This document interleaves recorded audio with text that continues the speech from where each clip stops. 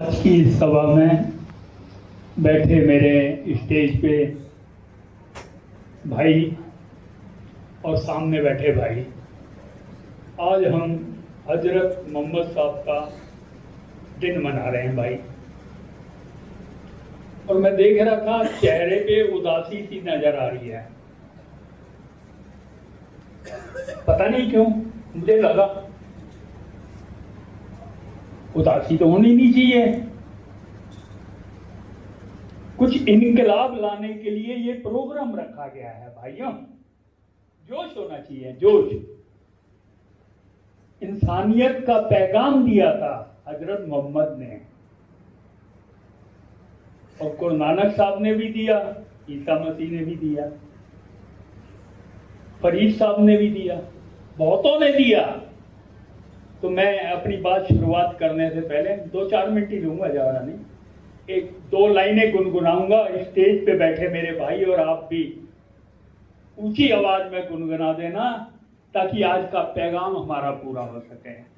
इंसान का इंसान से हो भाईचारा, यही पैगाम हमारा, यही पैगाम हमारा।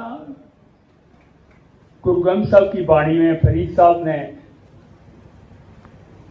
बात रखी, फरीदा खालक खलक में।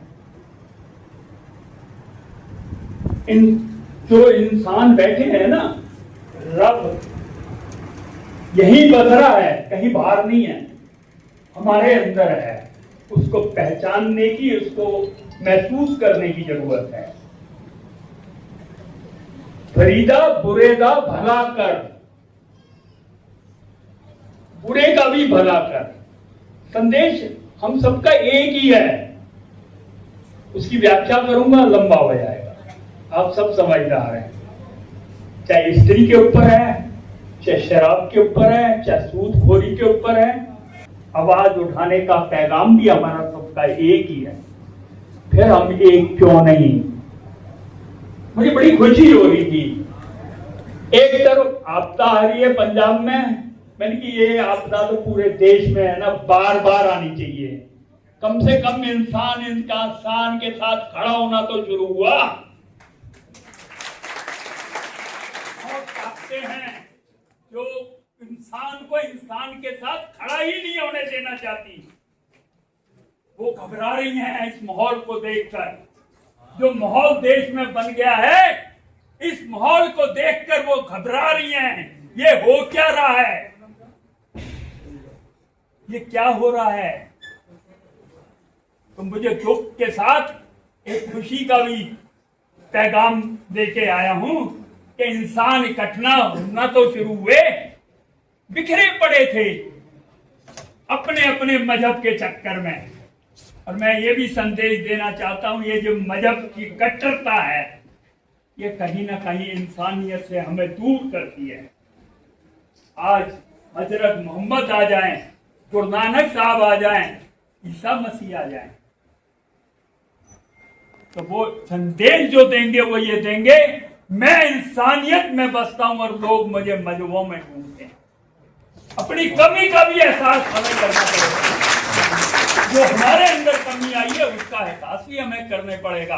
अपने अपने मजहब को ऊंचा करते करते हमने दीवारें खड़ी कर दी, और यही आज का शासक चाहता है कि इनके बीच में दीवारें बनी रहें और मैं अपना राज करता रहूं और इनको तोड़ता रहूं। उन दीवारों को दूर करने का मौका है ये आपके पास, ये मौका है आपके पास आपस में प्यार बढ़ाने का, ये मौका है। अभी पीछे अपना जमानते इस्लामी हिंद का भी प्रोग्राम हमने इकट्ठा किया था, तो इस्लामिक सेंटर दिल्ली में हुआ था तकरीबन 15-20 दिन पहले। तो वहां भी सब हम भाई इकट्ठे थे, लेकिन यहाँ मुझे थोड़ी कमी नजर आ रही है। आपको अगर 200 लोग बैठे हैं तो 100 मुस्लिम लोग हों, 100 ईसाई भाई भी होते, 100 सिख भाई भी बैठे होते, काम और ज्यादा बढ़िया जाता, पर कोई बात नहीं। अगली बार इस बात का भी ध्यान रखना है। और वो जो भाईचारा बढ़ाने का जो पैगाम वहां से शुरू हुआ, वही चीज मैं यहां देख रहा हूं। इसको बढ़ाने की जरूरत है, इस भाईचारे को बढ़ाने की जरूरत है, क्योंकि आज का जो शासक है ना, बहुत खतरनाक है। वो इकट्ठा होने नहीं दे रहा है और हमें इकट्ठा होना है। और खाली हम 3 तबके नहीं भाई, दलित वर्ग भी बहुत है, बहुत सारे लोग हैं। ये तो 5-10% है, 90% तो पिटे हुए लोग इकट्ठे होने की जरूरत है। चाहे वो कहीं से हैं, चाहे वो बुद्धिस्ट हैं, मेरा इशारा आप सब समझ गए हैं। हम इकट्ठे हों, और अब इनको उखाड़ फेंकने का नंबर आने वाला है, तभी ये दिन मनाए अच्छे हैं। खाली हम रोटी पानी खा के और अपने घरों में चले जाएं, अगर वक्त के हिसाब से बात को नहीं रखा जाएगा तो कोई फायदा नहीं है प्रोग्राम करने का। लेकिन ऐसे मौके पर इकट्ठे नजर आना भी जरूरी है। जैसे आज पंजाब में इकट्ठे हुए हैं, ऐसे ही आगे भी हमें इकट्ठा रहना पड़ेगा और हमें संदेश देना पड़ेगा कि अब वो दिन दूर नहीं जब संविधान का राज होगा। भाई, संविधान में ये सारी चीजें हमें इकट्ठा करने के लिए दे दी गई हैं, लेकिन हम कहीं ना कहीं भटक जाते हैं अपने अपने मजहब में। उससे थोड़ा सा ऊंचा उठें, इंसानियत की बात करें, आपस में इकट्ठे बैठें और मौके को संभालें। इनकलाब, इनकलाब। धन्यवाद भाई।